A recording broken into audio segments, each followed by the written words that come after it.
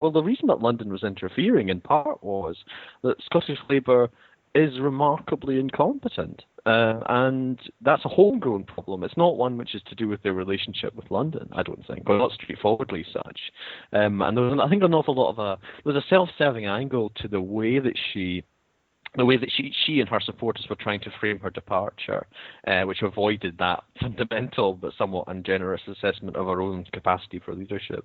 So are they going to bring someone up from London to sort it out? We've had Jim Murphy. Now, if I were a political opponent of Jim Murphy, well, no, I don't know why I'm using a conditional there. I am a political opponent of Jim Murphy. And the fact is that he has damaged goods, or at least anyone who works for a pro-independence party or the SNP. It's easy. There's the WikiLeaks story where he openly admitted that the Labour Party were going to exploit the economic crisis in order to try and stop the SNP. He also was part of a committee to try and stop a referendum ever from happening. This isn't a man who particularly likes democracy, I think. I mean, there's so much you can... That's a bit much. That seems a bit excessive, Michael, in terms of he's a member of Parliament who stands for election and all of those kinds of things. You can say he's a horribly cynical figure. You can say that he is as a Blairite. You can say that he voted for foundation hospitals and tuition fees in the Iraq War. I'd say that's a better seam to exploit if we're going to paint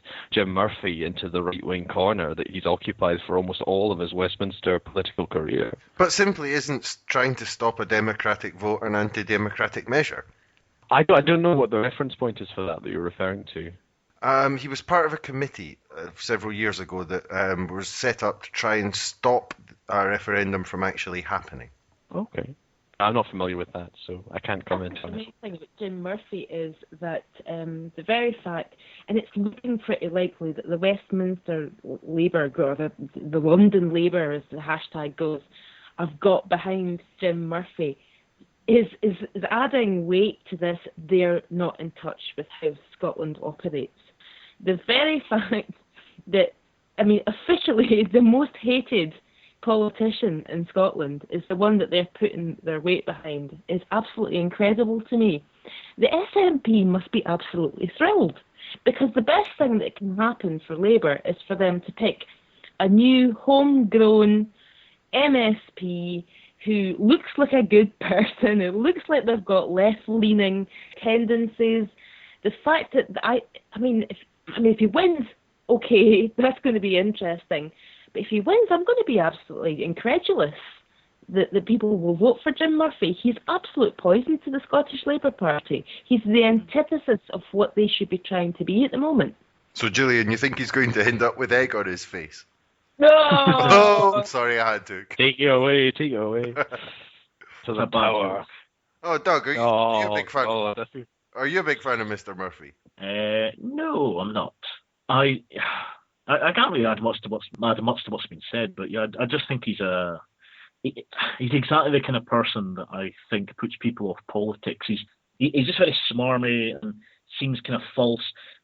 He was on a panel at a BBC referendum debate that I was in the audience for, and there was just something, just an air about him that I just didn't like. He was like kind of, like, you know that picture of him laughing in the face of that old woman? It looks a bit like the kind of window licker video by Aphex Twin. That's just how he laughs. So he was doing that. He was like leaning over his desk and doing his ha ha kind of almost Tyrannosaurus Rex kind of face, kind of laugh kind of thing, and you just thought, ugh, what a horrible person. I don't know. Let's put the alternative case then in Murphy's defence, that he has distinctly better talents at communication than almost all of the other Labour people that are in the frame, all of them probably. I think there's an ideological problem perhaps in terms of how he positions himself with respect to Scottish Labour, and can he win back the people he needs to win back. He's clearly a man with certain talents. He's also a career politician of the first stripe, that he went to university at Strathclyde and became a student politician. For 9 years, he became an NUS politician in the classic, sort of Labour students mode. He then was elected when Tony Blair took the Labour Party into government again in 1997 and has hung around there for 17 years. He's a career politician who's never actually had an ordinary job in his life, and as Gillian said, he doesn't have a degree either. Nothing wrong with that, but it did take him a long time not to get one. So I think he's actually more concerning than Gillian takes him to be, because he's going to get good press. He's going to get favourable and quite extensive coverage in the press, as opposed to wee Joanne Lamont, who got literally bugger all, and everyone was desperately trying to find anything positive to say. He's also, if you see him in terms of his pitch, he said, I want to be First Minister. It's a good way of framing it, I think. He's apologised to the Scottish people again. It's an interesting way of framing it. It isn't without a certain kind of audacity. That he has qualities for Labour's failing to listen in terms of, and failing to reflect people's aspirations in 2011 and 2007. That's what he was apologising about, as I understand it. But I just think that it would be a mistake to underestimate him. On the other hand, we have a situation where there's a three-way election in the Scottish Labour Party.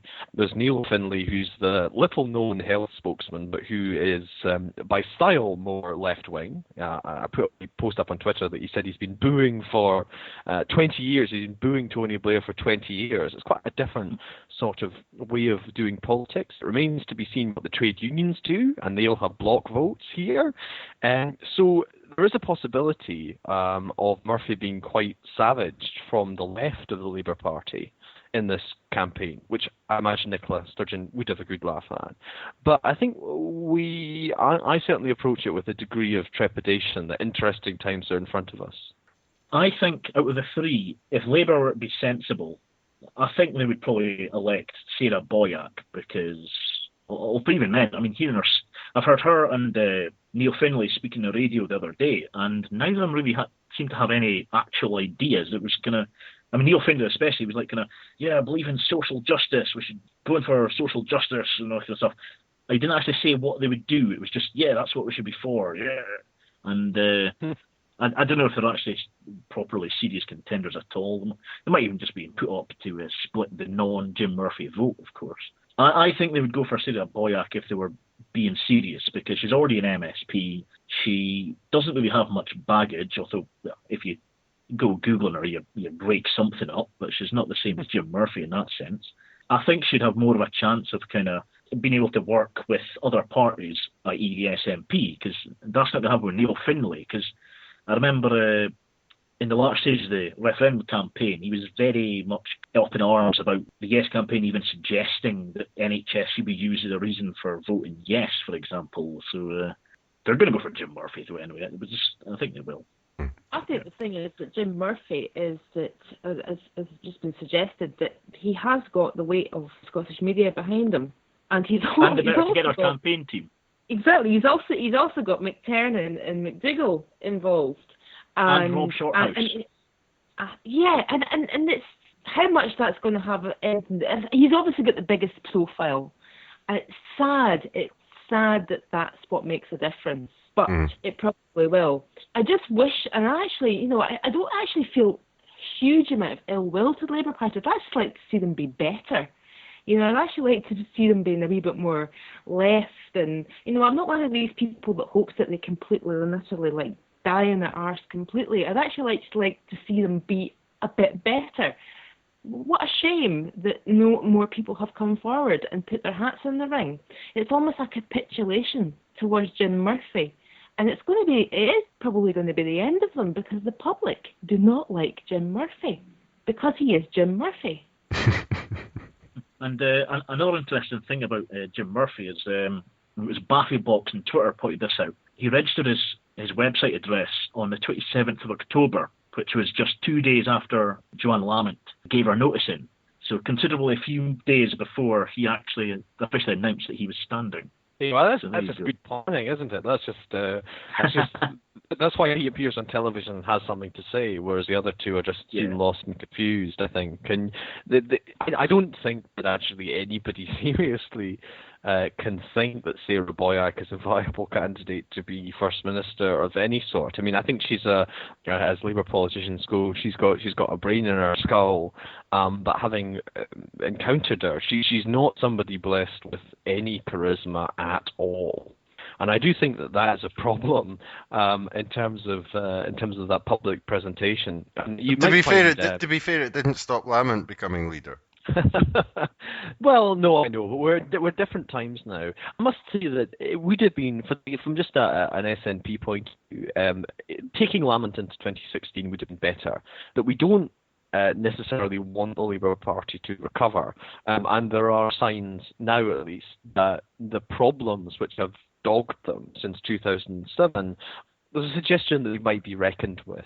Now, if they are reckoned with, then that does mean that the SNP is going to have to up its game. Maybe that's good. Maybe Sturgeon will perform better when she feels a bit under pressure, rather than having a situation where Joanne Lamont just looks like a loser and basically could do anything and prosper. So I think it's going to spice things up. I think that's my view on it. No. Should be interesting to watch. Now, to keep on with the Labour Party, but also to talk about probably the most consistent failure in British politics over the years, with the possible exceptions of... No, I was going to say with the possible exceptions of David Owen and Neil Kinnock, but the Labour are promising House of Lords reform again. Now, I'm not sure we need to spend too much time on this, but is anyone convinced they're going to pull it off this time? They've only been promising it for 100 years, and basically nothing has happened. Well, there's been a few things around the margins, but is anyone particularly convinced that the promise of an elected Senate is going to come true? And the details of it were actually quite vague as well, which is not unusual in House of Lords reform proposals by the Labour Party. We've had 100 years of them. Is anyone convinced anything's going to happen? Absolutely not. I have to say that, I mean, I was down at the House of Parliament on 2 occasions through my work. Students of mine got nominated for various things, and I had to accompany them. Now, I remember the first time I was down in the you sit, I don't even know what it's called, but it's almost there's a circle, and it's beautiful, and it's ornate, and there's mosaic, and there's gold, and whatever. And it's the doors to both the Houses of Lords and the House of Commons. And I was sat there just waiting on someone arriving, and the House of Lords emptied, and it was like spitting image, writ large, live spitting image. People I thought were dead came out of that door. And I thought, all those people who've lost their seats or you thought were dead or whatever are there, and they're making decisions about us. It's perfect. It's absolutely perfect for the Conservatives and Labour just to keep those people that we've all rejected in there. That's a cushy number, but it serves both parties well. And neither of them want to get rid of that. Jack McConnell sat there. Michael Forsyth's in there. Douglas Hurd with his Mr. Whippy hair is still in there. It serves them too well, but they don't want it. It's window dressing. They're quite happy with the House of Lords. That's where they get to put all the people that they wished hadn't lost their seats. There was a magnificent thing that happened in the House of Lords once, but it wasn't intentional. I'm going to read a quote that was read out in the House of Lords, just because I think any time you mention it, to show how decrepit and ludicrous the whole thing is, you should use this quote. But the guy stood up and said, he was making a speech, and as part of the speech he said, "This is a rotten argument, but it should be good enough for their lordships on a hot summer afternoon." What he didn't realise was this was an annotation to his speech that a civil servant had written, and it was like in the margin. You don't actually read that bit, So he stood up and said, "This is a terrible argument, but it should be good enough for the lordships on a hot summer afternoon." He didn't actually realise that was a sort of explanation for him. And I think any time you mention the House of Lords, that should be brought up. But it's been promised so often, and it never comes up. I have to agree with what Gillian said, and the whole thing is ludicrous anyway. It's the largest parliamentary group anywhere in the world, and it's not even particularly democratic. I mean, yes, they vote, but they're chosen. And then, yes, they can delay, but you can overrule the delay if you want. So, other than what Gillian said, which is to give your friends a bit of money and a bit of honour, what's the point of it? I don't understand. I think that kind of is the point of it, though. For example, if you want someone to step aside to let someone else become deputy leader of your party, for example, you might say, make sure you get a seat in the House of Lords later on, Mr. Sawar, or something like that, perhaps. And you get all your... Arise, Lord Darling. That as well, yeah, definitely. Lady Darling as well, of course. That sounds like a Sith Lord more than anything else. But